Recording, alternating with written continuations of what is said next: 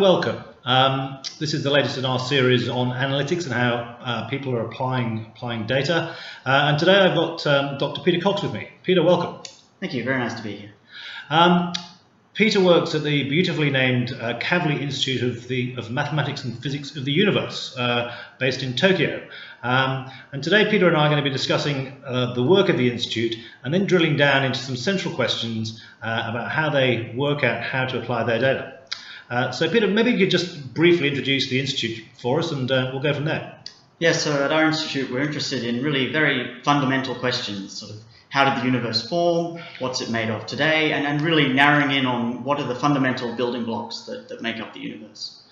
Okay, now from my understanding, I mean, you're using a lot of data from places such as CERN and other massive research endeavours, which are producing vast volumes of data of extraordinary variety that the man and woman in the street would find hard to get their mind around.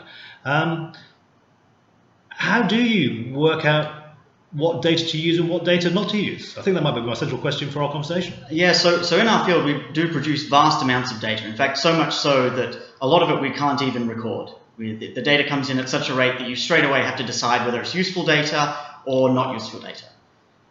And a very important aspect of that is understanding what you actually want to do. What's the question you're going to be asking? What kind of data are you interested in? So just to pick up on that, so the central question is, what is the question that you need to answer?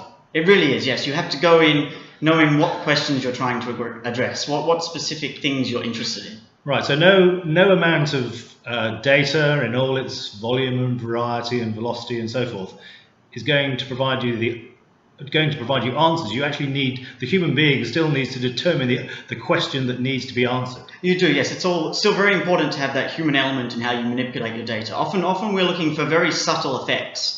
And it's not simply a matter of looking at the data by eye and seeing some very general obvious trend. You really have to know what questions you're asking and know how to use the tools in the right way to extract that information from the data. Right, because that resonates with me a lot, because it's much the same in business as it is in public policy developments and implementation. It's understanding those subtleties, not just taking the broad brush.